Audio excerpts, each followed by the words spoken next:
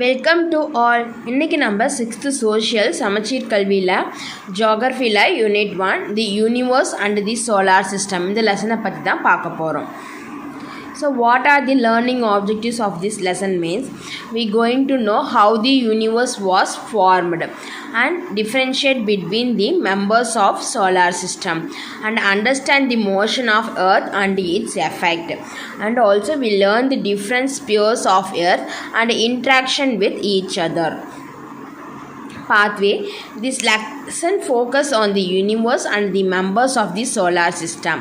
It also deals with motion of earth and the resultant effects. It also talks about 4 spheres of the earth.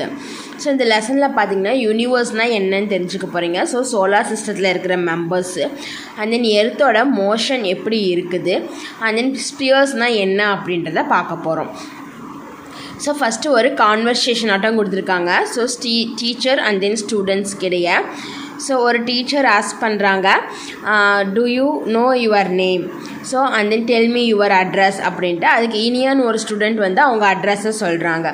So அதெல்லாம் சொல்லி முடிச்சதுமே so அந்த மதுரை அப்படின்ற place எங்கே இருக்குது, அது தமிழ்நாட்டில் இருக்குது. தமிழ்நாடு எங்கே இருக்குது, இந்தியாவில் இருக்குது. ஸோ இந்தியா எங்கே இருக்குது அப்படின்றப்ப ஏஷியா காண்டினென்ட்டில் இருக்குது. ஏஷியா காண்டினென்ட் எங்கே இருக்குது அப்படின்னு கேட்டப்ப எர்த்தில் இருக்குது அப்படின்னு சொல்கிறாங்க. ஸோ எர்த்து எங்கே லொக்கேட் ஆகிருக்குது அப்படின்னு கேட்டதுக்கு எல்லாருமே சைலண்ட் ஆகிடுறாங்க. அப்போ டீச்சர் சொல்கிறாங்க, ஸோ எர்த்து வந்து நம்மளுடைய சோலார் சிஸ்டத்தில் இருக்கக்கூடிய 3rd பிளானெட். ஸோ நம்ம சோலார் சிஸ்டம் வந்து மில்கி வே அப்படின்ற ஒரு கேலக்ஸியில் ப்ரெசென்ட் ஆகிருக்குது. ஸோ இந்த மில்கி வே கேலக்ஸி மாதிரி நிறைய கேலக்ஸிஸ் வந்து யூனிவர்ஸில் ப்ரெசென்ட் ஆகிருக்குது அப்படின்னு சொல்கிறாங்க. ஸோ அதுக்கு இனியா அப்படின்ற ஒரு கிட் வந்து மிஸ் கிட்ட சொல்கிறாங்க, miss can I say the address of the earth அப்படின்ட்டு.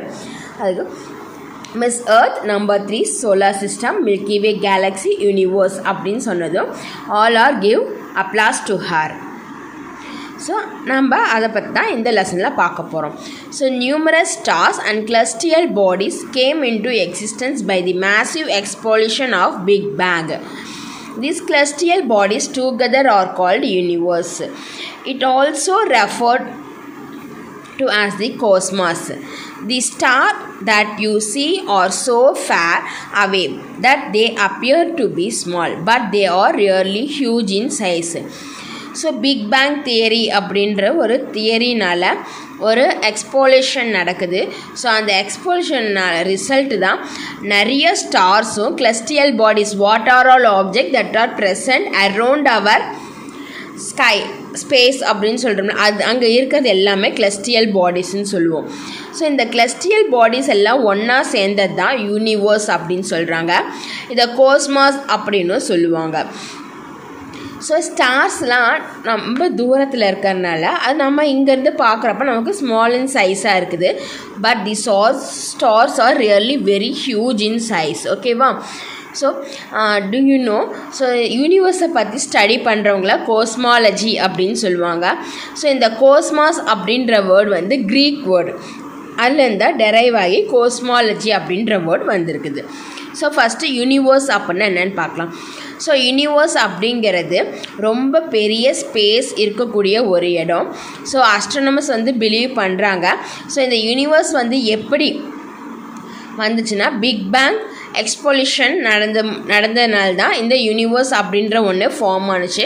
இந்த பிக் பேங் எக்ஸ்போலிஷன் எப்போ நடந்திருக்கும் அப்படின்னு பார்த்தாங்கன்னா அப்ராக்சிமேட்டாக ஒரு 15 பில்லியன் இயர்ஸ்க்கு முன்னாடி இந்த பிக் பேங் எக்ஸ்போலிஷன் நடந்திருக்கும் அப்படின்றாங்க.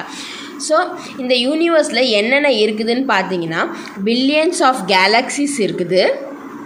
So billions of galaxies, stars, planets, comets, asteroids, meteoroids and then natural satellites இதெல்லாமே ப்ரெசென்ட் ஆகிருக்குது அப்படின்னு சொல்கிறாங்க. ஸோ இதெல்லாம் ஒன்றா சேர்ந்தது தான் celestial பாடி அப்படின்னு சொல்கிறாங்க. ஸோ இதெல்லாம் ஒன்றுக்கு ஒன்று ரொம்ப டிஸ்டன்ஸில் தான் லொக்கேட் ஆகுது. So no one present with nearby. So they are its are located far அவேனா ரொம்ப தூரமாக தான், ஒவ்வொன்றுத்துக்கிட்டே ரொம்ப தூரம் இருக்கும். ஸோ லைட் இயரை யூஸ் பண்ணி தான் அதனுடைய டிஸ்டன்ஸை மெஷர் பண்ணுறாங்க. So a light year is the unit used to measure the distance between celestial bodies. celestial பாடிஸோட டிஸ்டன்ஸை மெயின்டைன் பண்ணுறதுக்கு லைட் இயரை யூஸ் பண்ணுறாங்க. ஸோ அடுத்து கேலக்ஸி. ஸோ கேலக்ஸி அப்படிங்கிறது ஹியூஜ் கிளஸ்டர் ஆஃப் ஸ்டார்ஸ்னால மேடானது தான். ஸோ இதெல்லாம் வந்து ஒரு கிராவிடேஷனல் ஃபோர்ஸ்னால ஒன்றா இருக்குது. Most of the galaxies are scattered. So யூனிவர்ஸில் இருக்கக்கூடிய நிறைய கேலக்ஸிஸ் வந்து செப்பரேட்டடாக தான் இருக்கும் அப்படின்றாங்க. So hierarchy of the universe. So first யூனிவர்ஸில் நம்பர் ஆஃப் கேலக்ஸிஸ் இருக்கும். நம்பர் ஆஃப் கேலக்ஸிஸில் நம்பர் ஆஃப் சோலார் சிஸ்டம் இருக்கும். அந்த number of solar system number of planets and then each planet having a number of natural satellite or moon அப்படின்னு சொல்லலாம். So இங்கே light year அப்படின்னா என்னென்னு பார்க்கலாம். So light the distance travelled by light in a year. So 1 இயரில் light எவ்வளோ distance travel ஆகுதோ அதுதான் லைட் இயர்னு சொல்கிறாங்க. ஸோ லைட் ட்ராவல் பண்ணுற அந்த வெலாசிட்டி எவ்வளோன்னு பார்த்தீங்கன்னா 3 lakh kilometers per second. So per செகண்டுக்கு 3 lakh kilometers வந்து ட்ராவல் பண்ணுன்னு சொல்கிறாங்க. ஸோ சவுண்டோட ட்ராவல் டைம் பார்த்தீங்கன்னா 330 meter per second. So per செகண்டுக்கு 330 மீட்டர்ஸ் தான் ட்ராவல் பண்ணும். ஸோ சவுண்டை விட லைட்டு தான் வந்து ரொம்ப ஃபாஸ்ட்டாக ட்ராவல் ஆகும் அப்படின்னு சொல்கிறாங்க. ஸோ மோஸ்ட்லி கேலக்ஸியில் யூனிவர்ஸில் இருக்கக்கூடிய எல்லா கிளஸ்டர் பாடிஸும் செப்பரேட்டாக தான் இருக்கும். ஆனால் ஒரு சிலது மட்டும் குரூப்பாக இருக்கும். ஸோ அதில் ஒன்று தான் மில்கி வே கேலக்ஸி அப்படிங்கிறது. ஸோ இது வந்து எப்போ ஃபார்ம் ஆனிச்சு அப்படின்னு பார்த்தீங்கன்னா பிக் பேங் எக்ஸ்போலியூஷன் நடந்து 5 பில்லியன் இயர்ஸ்க்கு அப்புறம் இந்த மில்கி வே கேலக்ஸி வந்து ஃபார்ம் ஆகிருக்குது. ஸோ அந்த மில்கி வே கேலக்ஸியில் தான் நம்மளுடைய சோலார் சிஸ்டமும் இருக்குது அப்படின்னு சொல்லியிருக்காங்க. ஸோ ஆண்ட்ரோமேடா கேலக்ஸி அப்படிங்கிறது நம்மளுடைய எர்த்துக்கு நியராக இருக்கக்கூடிய ஒரு கேலக்ஸி. அண்ட் தென் எர்த்தை விட அப்பார்ட் ஃப்ரம் தி எர்த்தை விட்டு தள்ளி இருக்குன்னா மேக்லானிக் கிளவுட்ஸ் அப்படின்ற கேலக்ஸி. ஸோ அடுத்தது நம்ம சோலார் சிஸ்டம்னா என்னென்னு பார்க்கலாம். ஸோ இந்த சோலார் சிஸ்டத்தில் சோலார் அப்படிங்கிற வேர்ட் வந்து எதுலேருந்து டிரைவ் ஆச்சுன்னு பார்த்தீங்கன்னா ரோமன் வேர்ட் சோல் அப்படின்ற இந்த டிரைவ் ஆச்சு. சோல் அப்படின்ற வேர்டுக்கான மீனிங் பார்த்திங்கன்னா சன் காட் அப்படின்னு மீனிங்கு. ஸோ இந்த சோலார் சிஸ்டம் வந்து 4.5 பில்லியன் இயர்ஸ்க்கு முன்னாடி ஃபார்ம் ஆனுச்சு அப்படின்னு சொல்கிறாங்க. ஸோ இந்த சோலார் சிஸ்டம் வந்து ஒரு கிராவிடேஷ்னல் பவுண்டிங் சிஸ்டம் இருக்கிறனால தான் சன்னை சென்டராக வச்சு 8 பிளானட்ஸு, டிராஃப்ட் பிளானட்ஸு, சேட்டலைட்ஸு, கமட்ஸு, அஸ்ட்ராய்ட்ஸு, மெட்ராய்ட்ஸு எல்லாமே பவுண்ட் ஆகிருக்குது அப்படின்னு சொல்கிறாங்க. ஸோ ஃபஸ்ட்டு சன்னை பற்றி நம்ம பார்க்கலாம். ஸோ சன் அப்படிங்கிறது நம்மளுடைய சோலார் சிஸ்டத்தில் சென்டரில் ப்ரெசண்ட் ஆகிருக்கக்கூடிய ஒன்று. ஸோ நம்ம சோலார் சிஸ்டத்தில் இருக்கிற ஒவ்வொரு மெம்பருமே வந்து சன்னை சுற்றி வருவாங்க. ஸோ சன் அப்படிங்கிறது ரொம்ப ஹியூஜ், ரொம்ப பெரிய சைஸு. ஸோ கிட்டத்தட்ட பார்த்திங்கன்னா 99.8% of entire mass of the solar system. So நம்ம சோலார் சிஸ்டத்தில் 99.8% யார் இருக்கிறாங்கன்னு பார்த்தீங்கன்னா சன் தான் இருக்கிறாங்க.